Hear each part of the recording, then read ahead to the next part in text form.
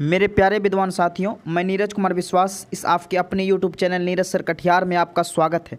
तो चलिए, आप लोगों का समय काफ़ी कम बचा है, 2 दिन बचा हुआ, इसीलिए आप लोग एक बार रिवीजन कर लीजिए। जीके के कुछ महत्वपूर्ण क्वेश्चन है जो कि वायरल क्वेश्चन की तरह ही है आपका।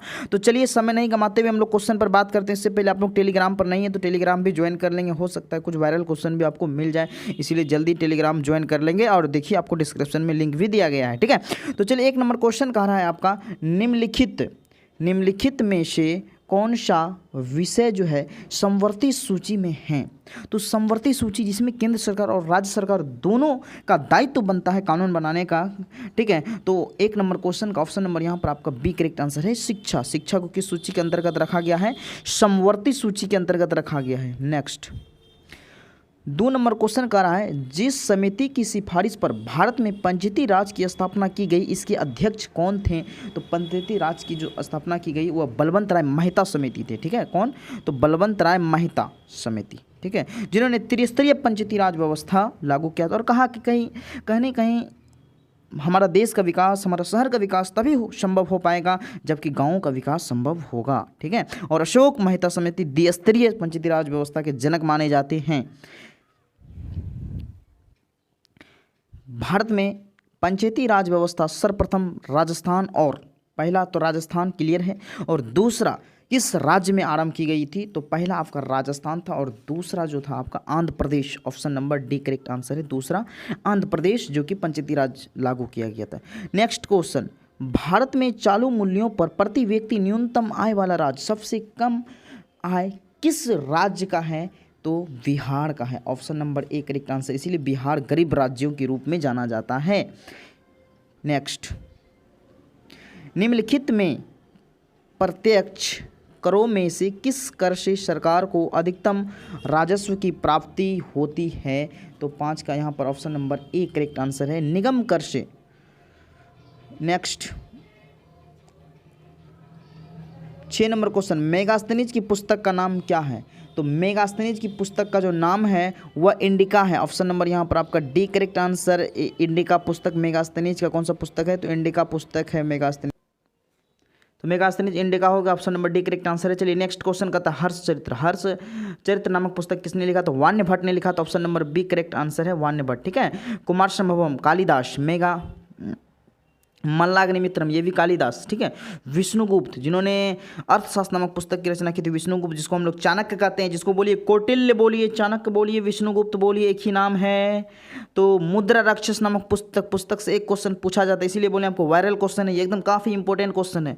मुद्रा राक्षस किसकी रचना है? तो विशाख दत्त की रचना। Option number A correct answer, Vishakha Dutt.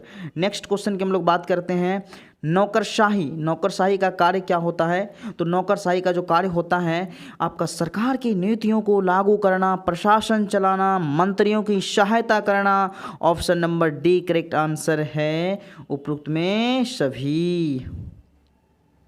Satyarth Prakash की रचना किसने की थी? सत्यार्थ प्रकाश तो आपको पता होगा स्वामी दयानंद सरस्वती के द्वारा किया गया था, जिन्होंने आर्य साम्राज्य नामक पुस्तक की स्थापना की थी, स्वामी दयानंद सरस्वती। इसीलिए 10 नंबर क्वेश्चन, ऑप्शन नंबर यहाँ पर आपका डी करेक्ट आंसर है। और इसका मूल नाम जो था वह मूल शंकर था। स्वामी दयानंद सरस्वती का मूल नाम मूल शंकर था, जिन्होंने वेदों की ओर लौटो का नारा दिया। वेदों की ओर लौटो, वेदों को पढ़िए, वेदों को जानिए। चलिए, 11 नंबर क्वेश्चन कहता है, अनुशीलन समिति क्या थी? अनुशीलन समिति तो 11 का डी हो जाएगा यहाँ पर, एक क्रांतिकारी संगठन है। अनुशीलन समिति क्या है? एक क्रांतिकारी संगठन है। तो नेक्स्ट, भारत में सबसे अधिक कॉफ़ी उत्पन्न करने वाला राज्य कौन है, जो कि कॉफ़ी ज़्यादा उत्पादन करता है? तो आपका हो जाएगा कर्नाटक।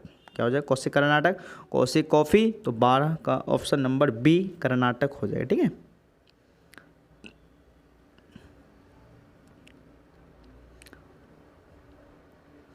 भारत में जनसंख्या वृद्धि के इतिहास में कौन सा वर्ष महाविभाजन वर्ष कहलाता है? महाविभाजन वर्ष जो होता है वह 1921 में। ऑप्शन नंबर यहाँ पर आपका डी करेक्ट आंसर 1921, ठीक है। चलिए, नेक्स्ट क्वेश्चन 14 नंबर क्वेश्चन का, निम्नलिखित में से कौन सा एक राजकोषीय नीति है? राजकोषीय नीति का उपकरण नहीं है। तो 14 का सी, ब्याज दर नहीं है। Option number C correct answer है। नेक्स्ट, आर्थिक नियोजन, आर्थिक नियोजन का क्या विषय है? तो यहाँ पर समवर्ती सूची, आर्थिक नियोजन किस विषय पर है? समवर्ती सूची में रखा गया है आर्थिक नियोजन को, ठीक है। नेक्स्ट, शिक्षा भी समवर्ती सूची के अंतर्गत है। तो 16 नंबर क्वेश्चन का, निम्नलिखित में से किसे भारत और पाकिस्तान के बीच सीमा माना जाता है? तो 16 का option number D correct answer है, Radcliffe line. Option number D correct answer है, रेड क्लिफ लाइन भारत और पाकिस्तान के बीच की सीमा रेखा को कहा जाता है रेड क्लिफ लाइन, ठीक है। भारत और चीन के बीच की सीमा रेखा को क्या कहते हैं? आप लोग कमेंट सेक्शन में अवश्य जवाब देंगे। क्या बोले? भारत और चीन की सीमा रेखा को क्या कहा जाता है? तो 17 नंबर क्वेश्चन का था, महात्मा बुद्ध ने अपना पहला धर्मचक्र परिवर्तन किस स्थान पर दिया था? पहला जो उपदेश दिया था वह सारनाथ उपदेश दिया था, ठीक है, सारनाथ में दिया था, और उसी उपदेश को कहा जाता है धर्मचक्र परिवर्तन। Option number B correct answer है, धर्मचक्र परिवर्तन। नेक्स्ट, मगध की प्रथम राजधानी कौन थी? तो मगध की जो प्रथम राजधानी थी गिरिव्रज, जिसको हम लोग कहते हैं राजगिरी, गिरिव्रज थी। Option number C correct answer है। चलिए नेक्स्ट, निम्नलिखित में से किसको संविधान द्वारा मौलिक अधिकारों को लागू करने की शक्ति दी गई है? तो संविधान द्वारा मौलिक अधिकारों को लागू करने की जो शक्ति दी गई है वह सर्वोच्च न्यायालय एवं उच्च न्यायालय दोनों को दिया गया है। सर्वोच्च न्यायालय को ही कहा जाता है उच्चतम न्यायालय, याद रखिएगा, उच्चतम न्यायालय। और उच्च न्यायालय मतलब हो गया आपका हाई कोर्ट, जो कि आपका राज्यों में होते हैं, ठीक है। नेक्स्ट क्वेश्चन 20 नंबर क्वेश्चन, और 20 नंबर क्वेश्चन का रहा है, भारत का राष्ट्रपति किसके द्वारा हटाया जा सकता है? तो ये क्वेश्चन हम सोचते हैं कि आप लोग कमेंट बॉक्स में जवाब दें। इससे हमको ये पता चलेगा कि कितना आदमी वीडियो देखते हैं और कितना आदमी को जानकारी है। कुछ कुछ क्वेश्चन अपने से भी देने का आप लोग प्रयास कीजिएगा, तभी तो हम जानेंगे कि हाँ कौन स्टूडेंट कितना पढ़ रहे हैं, किसको कितना जानकारी है।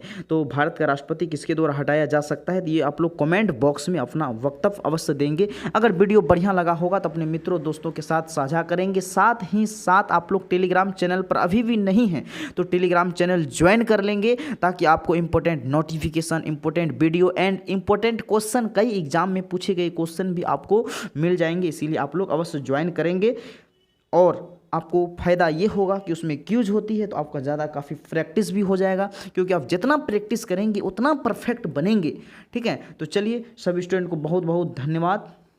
उम्मीद कर रहे हैं कि आप लोगों का तैयारी बढ़िया होगा और जोश जुनून के साथ आप लोग एग्ज़ाम देंगे।